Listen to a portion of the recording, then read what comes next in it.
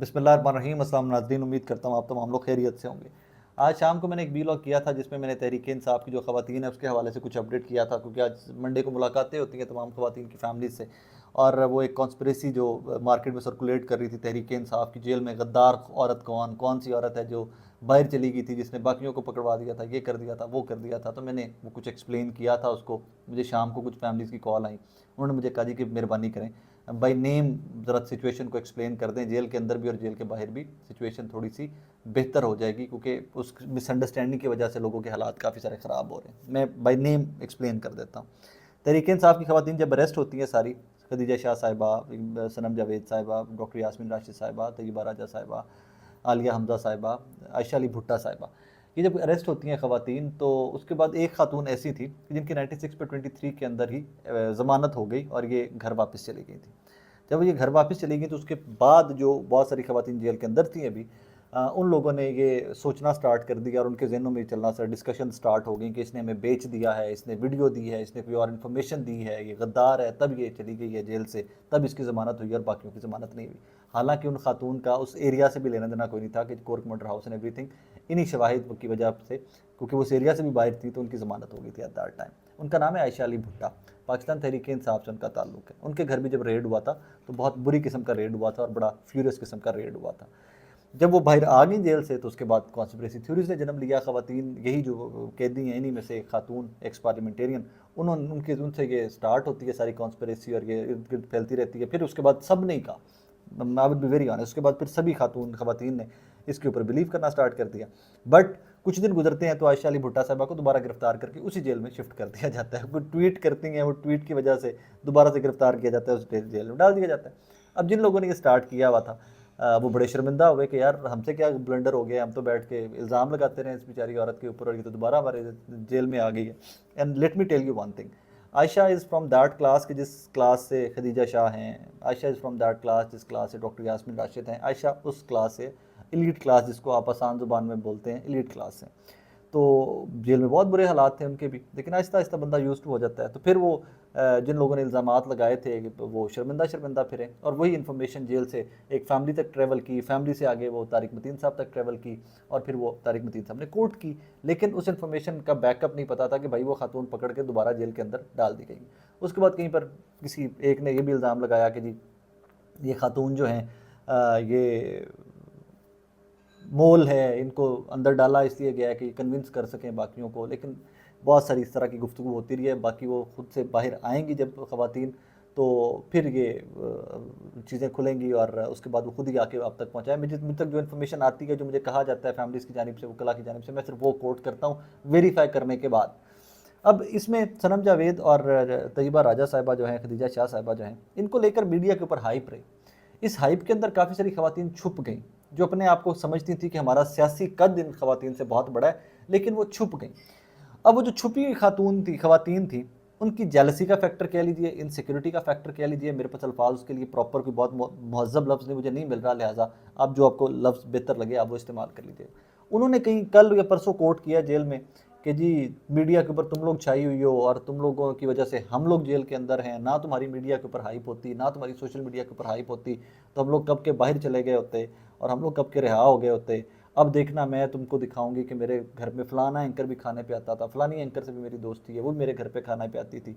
तो अब मैं तुम लोगों को दिखाऊंगी कि मीडिया हाइप क्या होती है और मीडिया के ऊपर कोई बंदा कैसे अपनी प्रेजेंस होती है। मैं तुम लोगों को मतलब एक मुफ्त का कंपटीशन। और ये खदीजा शाह साहिबा की बात मैं नहीं कर रहा, मैं कैटेगोरिकली आपको बता रहा हूँ कि ये खदीजा शाह साहिबा की बात मैं नहीं कर रहा। ये कोई एक ऐसी खातून है जिनसे मेरा ताल्लुक़ भी है, माजी में भी था, अब भी है, बड़ा इज़्ज़त का रिश्ता है और मैं उनसे ये एक्सपेक्ट नहीं कर रहा था कि वो जेल के अंदर अपने जो इनमेट्स उनके हैं, बाकी उनके साथ ख़वातीन हैं, उनके साथ उनका रवैया इतना सख्त होगा। लेकिन मैं बार बार मार्जिन देता हूँ एक चीज़ का कि जनाब जेल के अंदर साइकोलॉजिकल लोगों को इश्यूज़ बहुत सारे आते हैं। मैं रोज़ कई कैदियों की फैमिली से मिलता हूँ, मैं रोज़ कई कैदियों के वकीलों से राब्ते में रहता हूँ, मैं पुलिस से राब्ते में रहता हूँ। पुलिस वाले खुद मुझे बताते हैं कि यार लोगों के साइकोलॉजिकल इश्यूज़ बहुत ज़्यादा हो रहे हैं इसमें आके। मुझे उम्मीद नहीं थी, लेकिन इस तरह की एपिसोड हुई है, नहीं होनी चाहिए थी, बुरी बात है। आपको बच्चों से मुकाबले, अपनी बच्चियां जो आपकी बेटियों के लेवल के एज के लोग हों उनसे मुकाबले नहीं लगाने चाहिए। लेकिन चलें आपने लगा लिए हैं तो आपको बाहर आके शायद आइडिया हो जाएगा कि जिन लोगों से आपने मुकाबले लगाए हैं उनकी प्रेजेंस, उनकी इज्जत आपसे बहुत ज़्यादा होगी हुई है पाकिस्तान तहरीक इंसाफ में। लोग उनको आपसे बहुत ज़्यादा ऑन करते हैं। आप जेल में आपको रियलिटी का भी पता नहीं है। आप जब बाहर आ जाएंगे तो आपको आइडिया हो जाएगा कि जस्ट बिकॉज कि आप माजी के कोई पार्लियामेंटेरियन हैं तो उसका मतलब ये नहीं है कि बाकी जो कीड़े मकोड़े हैं और आपका ये रवैया थोड़ा सा गलत भी है। मैंने इसको क्रॉस वेरीफाई 2-4 जगहों से प्रिजनर्स की फैमिली से किया है, तब कोट कर रहा हूँ और उनके कहने पे कोट कर रहा हूँ। आगे चलिए तो जी कुछ क्लासेस का फ़र्क भी आता रहा कि तुम्हारी तो क्लास ही नहीं है, इन्हीं खातून के एंड पे कि तुम्हारी तो क्लास ही नहीं है कि तुम हमारे साथ जेल में बंद हो, तुम्हारी वजह से हम जेल में बंद हैं। इस तरह के लड़ाइयाँ झगड़े एंड फटे एंड एवरीथिंग। खैर मैं नाम लिए बगैर इससे आगे चला जा रहा हूँ। जो लोग इन फैमिलीज़ के और जिन विक्टम्स को और जिनकी फैमिलीज़ जेल के अंदर हैं वो सब लोग जानते हैं कि मैं किन की बात कर रहा हूँ। और बस अल्लाह पाक हिदायत दे सबको। बाकी जी 96 पे 23 की एफआईआर के अंदर, कोर कमांडर हाउस लाहौर की एफआईआर के अंदर कुछ नई दिफात शामिल हुई हैं, आप तमाम लोगों को पता है। उसके लिए दोबारा से फिजिकल रिमांड दिया गया जो कैदी पकड़े गए हैं। कुछ इन्फॉर्मेशन मेरे पास आज आई है क्योंकि मुलाकात तो जिस्मानी रिमांड मुमकिन नहीं होती, फैमिलीज़ की मुलाकात भी जिस्मानी रिमांड वाले लोगों से मुलाकात नहीं होती, लेकिन कुछ सोर्सेज इन्फॉर्मेशन के हैं मेरे पास, तो मुझे रेलेवेंट लोगों से इन्फॉर्मेशन आई है। दो चीज़ें हैं, एक खुशाइंद है, मुझे खुशी हुई वो बात सुनकर।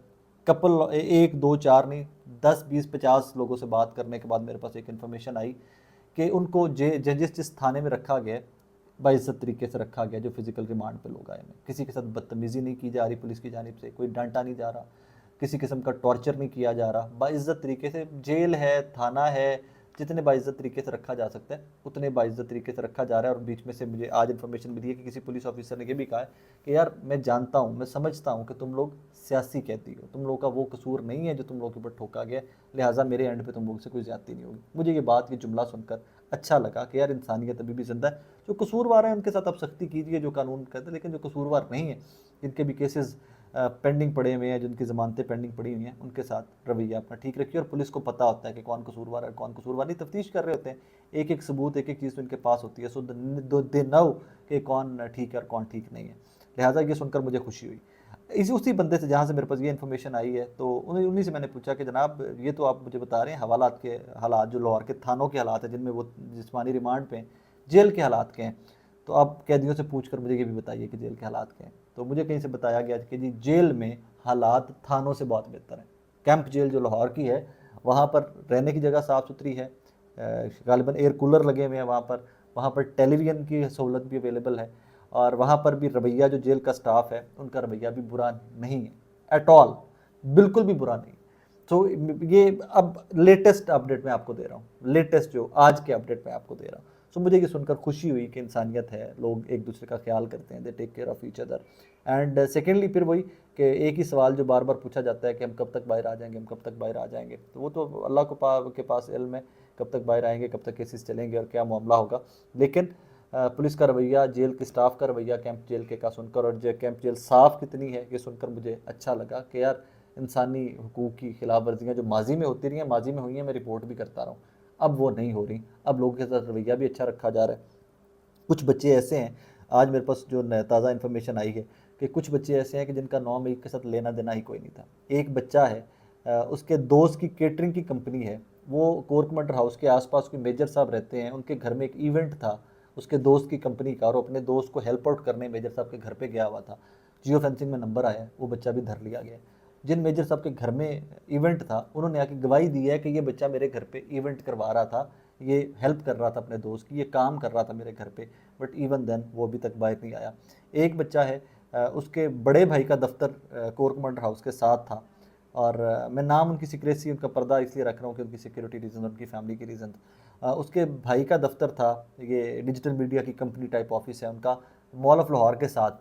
तो वो अपने भाई के दफ्तर में था, तो जियो फेंसिंग में वहाँ पर उसका भी नंबर आ गया, तो वो भाई साहब भी जेल में है, कैंप जेल के अंदर है, और आज किसी लाहौर के थाने में है गालिबन वो, क्योंकि उनका भी फिज़िकल रिमांड जो है वो दे दिया गया। बहरहाल ये अपडेट से थोड़ी सिचुएशन क्लैरिफाई मैं फैमिलीज़ के कहने के ऊपर कर रहा हूँ, क्योंकि बहुत सारी चीज़ें जो बाहर चल रही होती हैं उससे ज़्यादा चीज़ें अंदर चल रही होती हैं। सो विद परमिशन कर रहा हूँ, और इसका मकसद सिर्फ सिचुएशन को क्लियर करना है, क्योंकि उंगलियां बहुत सारे लोगों की तरफ जो जेल के अंदर हैं एक दूसरे की तरफ बहुत सारी उठ रही थी।